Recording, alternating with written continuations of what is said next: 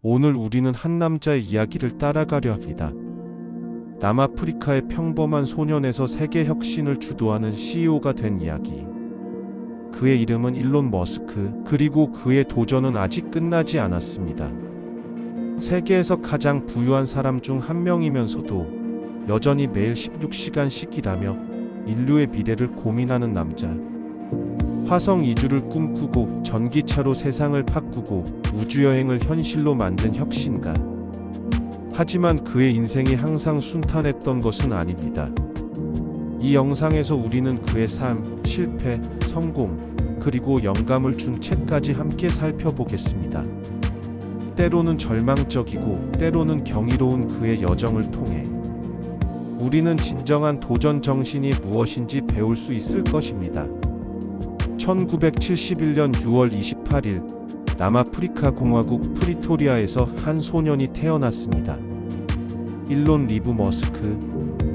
아버지는 전기기계 공학자였고 어머니는 영양사이자 모델이었습니다. 겉보기에는 평범한 중산층 가정이었지만 그 소년의 내면은 남달랐습니다. 어린 시절부터 컴퓨터와 기술에 관심이 많았지만 가정 환경은 녹록지 않았습니다. 부모님은 자주 다투셨고 결국 이혼하게 되었습니다. 학교에서는 왕따를 당하기도 했습니다. 내성적이고 책을 좋아하는 아이였기에 또래들과 어울리기 어려웠던 것입니다. 나는 책과 컴퓨터 속에서 세상을 배워갔습니다. 다른 아이들이 밖에서 축구를 하며 놀 때 나는 집안에서 백과사전을 읽고 있었습니다. 브리테니커 백과사전 전집을 2번이나 통독했죠. 10살 때 아버지가 사준 코모도어 VIC-20 컴퓨터로 프로그래밍을 익혔습니다. 매뉴얼에는 6개월 과정이라고 되어 있었지만 나는 3일 만에 마스터했습니다. 12살 때는 정말 기억에 남는 일이 있었습니다. BASIC 프로그래밍 언어로 블라스터라는 게임을 만들어 PC&드 오피스 테크놀로지라는 잡지에 $500에 팔았습니다. 그때부터 알았습니다. 기술로 세상을 바꿀 수 있다는 것을, 그리고 내가 그런 일을 할 수 있다는 것을. 학교에서의 괴롭힘은 계속되었습니다. 한 번은 계단에서 밀려 넘어져 병원에 실려갔던 적도 있습니다. 코가 부러져서 지금도 조금 휘어져 있죠. 하지만 나는 포기하지 않았습니다. 외로움과 괴롭힘 속에서도 미래에 대한 꿈을 잃지 않았습니다. 17살이 되었을 때 나는 중대한 결정을 내렸습니다.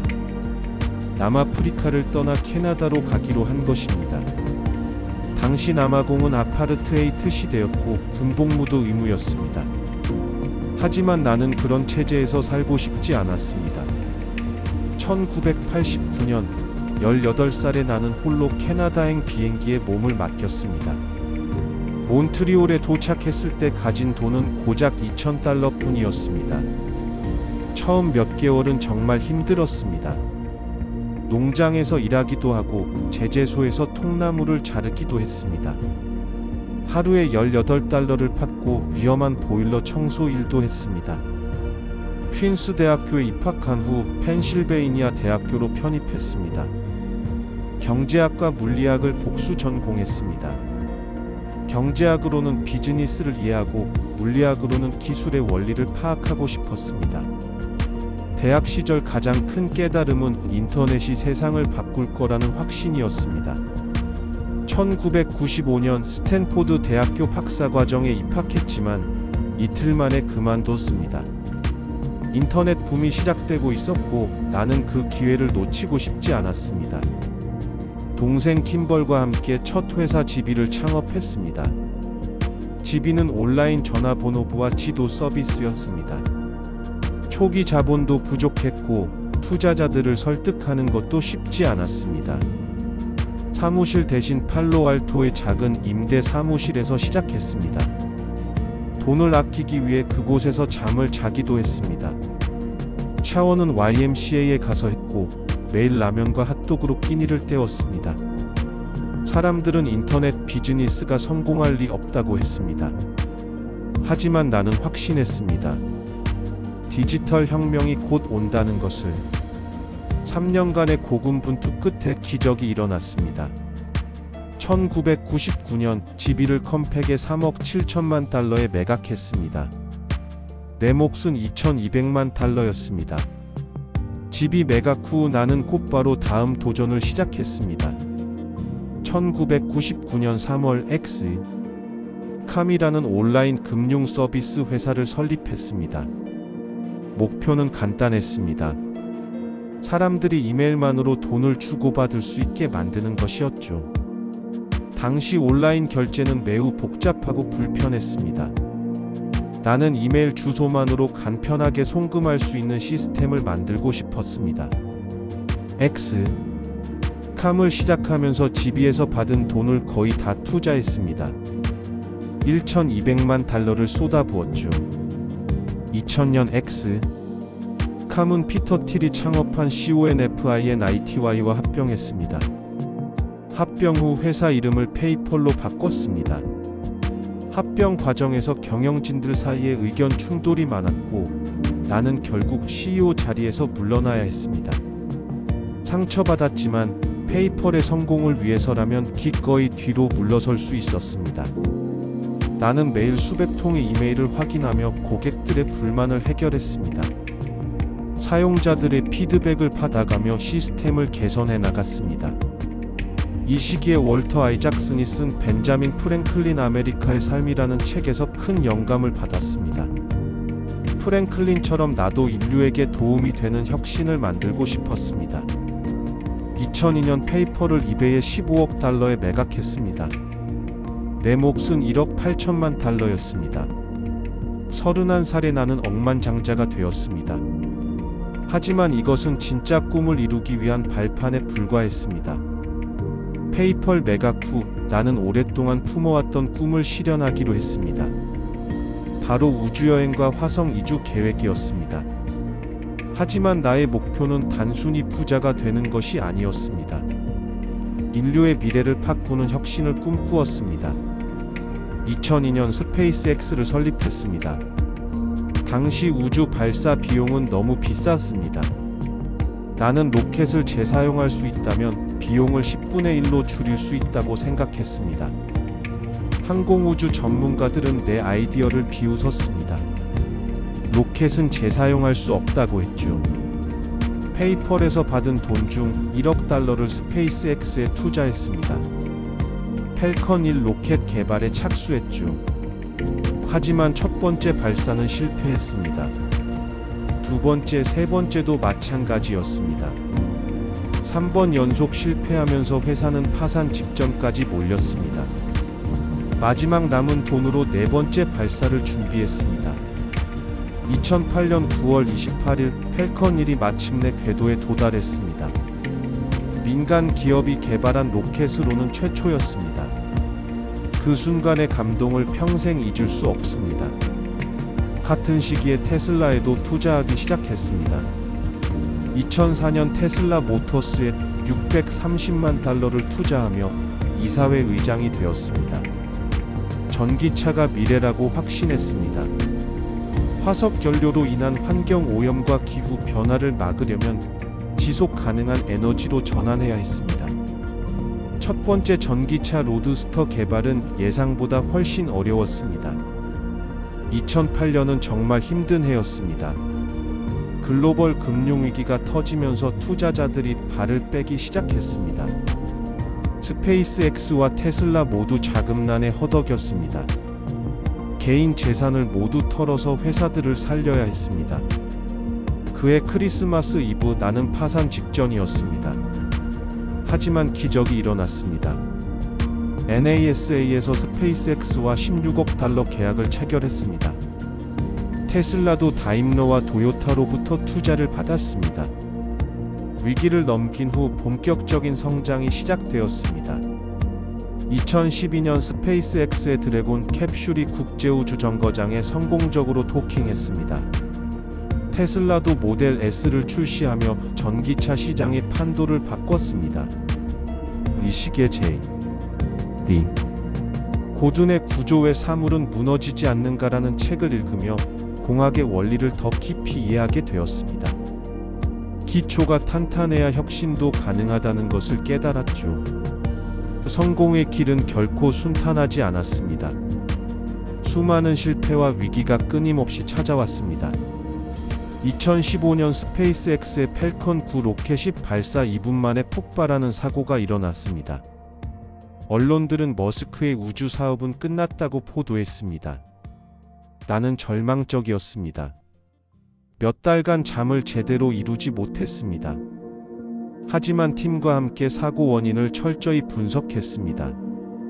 6개월 후인 2015년 12월 팰컨 9이 성공적으로 발사되었을 뿐만 아니라 일단 로켓이 발사장에 수직으로 착륙하는 데 성공했습니다.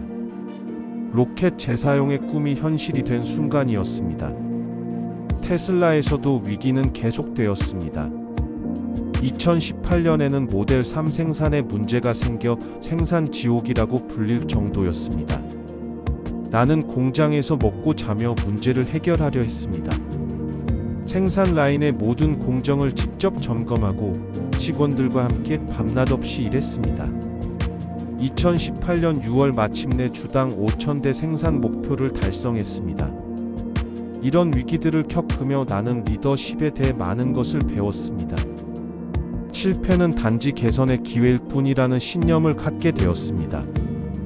이 시기에 닉 보스트롬의 슈퍼인텔리전스라는 책을 읽으며 AI와 미래 기술의 위험과 기회에 대해 깊이 생각하게 되었습니다. 실패를 통해 더 강해질 수 있다는 것을 배웠습니다. 진짜 혁신은 모든 사람이 불가능하다고 할 때 가능하다고 믿고 끝까지 도전하는 데서 나옵니다.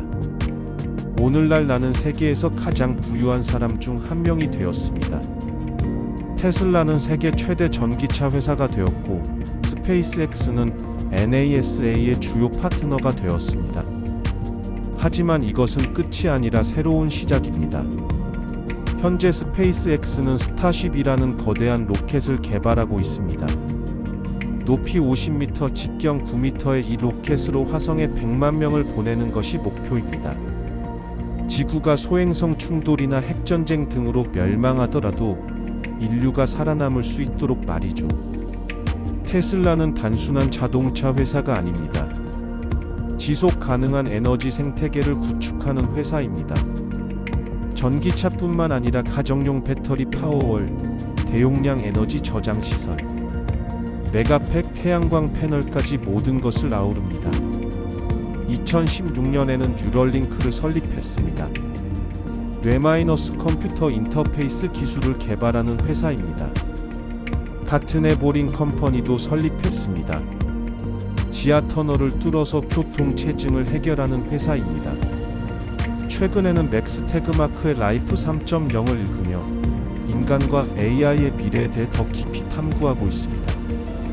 AI가 인간보다 똑똑해지는 특이점이 언젠가는 올 것입니다. 그때를 대비해서 지금부터 준비해야 합니다.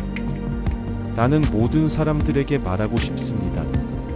상상하고 도전하고 실패하라. 그러면 미래는 당신 것이라고. 불가능해 보이는 꿈도 실행하면 현실이 됩니다. 중요한 것은 포기하지 않는 것입니다. 남아프리카의 외롭던 소년에서 세계 최고의 혁신가가 되기까지 나의 인생은 끊임없는 도전의 연속이었습니다. 가난에서 출발했지만 꿈을 포기하지 않았습니다. 실패와 위기 속에서도 다시 일어섰습니다. 무엇보다 중요한 것은 목표를 명확히 하는 것입니다. 나는 어릴 때부터 인류에게 도움이 되는 일을 하고 싶었습니다. 단순히 돈을 버는 것이 아니라 세상을 더 나은 곳으로 만드는 것. 그것이 나의 북극성이었습니다. 첫 번째 원칙으로 생각하는 것도 중요합니다. 다른 사람들이 불가능하다고 할 때 나는 정말 불가능한가? 라고 물어봤습니다. 물리학의 법칙에 어긋나지 않는다면 해볼 만한 가치가 있다고 생각했습니다. 실패를 두려워하지 않는 것도 중요합니다. 나는 수많은 실패를 경험했습니다. 하지만 실패할 때마다 더 많은 것을 배웠습니다. 실패는 성공으로 가는 과정일 뿐입니다. 독서의 중요성도 강조하고 싶습니다. 나는 어릴 때부터 책을 통해 세상을 배웠습니다. 벤자민 프랭클린의 전기에서는 다양한 분야에 도전하는 정신을 배웠고, 구조공학 책에서는 문제 해결의 원리를 배웠고, AI 관련 책에서는 기술의 위험성과 가능성을 동시에 이해하게 되었습니다. 환경 문제는 우리 세대가 해결해야 할 가장 큰 과제 중 하나입니다. 지구 온난화는 더 이상 미룰 수 없는 문제입니다. 지속 가능한 에너지로의 전환은 선택이 아니라 필수입니다. 우주 개발도 마찬가지입니다.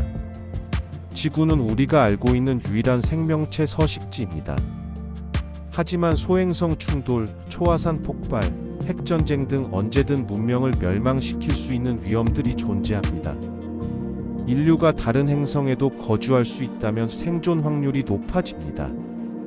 나는 여전히 배우고 있습니다. 매일 새로운 것을 배우고 더 나은 방법을 찾으려고 노력합니다. 완벽한 사람은 아닙니다. 실수도 많이 하고 때로는 성급한 판단을 내리기도 합니다. 하지만 계속 노력하고 있습니다. 일론 머스크의 이야기는 우리 모두에게 묻습니다. 당신은 오늘 어떤 도전을 할 것인가? 작은 것부터 시작해도 괜찮습니다. 중요한 것은 첫걸음을 내딛는 것입니다. 책과 경험 그리고 도전 정신.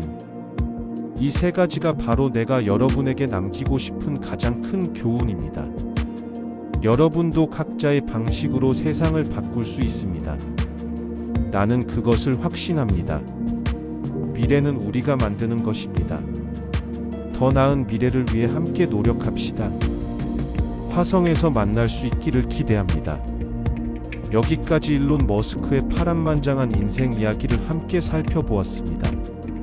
남아프리카의 외로운 소년이 어떻게 세계를 바꾸는 혁신가가 되었는지, 그 과정에서 겪은 수많은 실패와 도전들을 통해 우리도 많은 것을 배울 수 있었을 것입니다. 오늘 영상이 여러분에게 조금이라도 도움이 되었다면 좋아요 버튼을 눌러주시고 채널 알림 설정과 구독도 부탁드립니다. 그리고 댓글로 여러분만의 도전 이야기나 일론 머스크에 대한 생각을 남겨주세요. 여러분의 소중한 의견이 더 좋은 콘텐츠를 만드는 원동력이 됩니다. 다음에도 더욱 흥미진진하고 영감을 주는 이야기로 찾아뵙겠습니다. 시청해주셔서 감사합니다.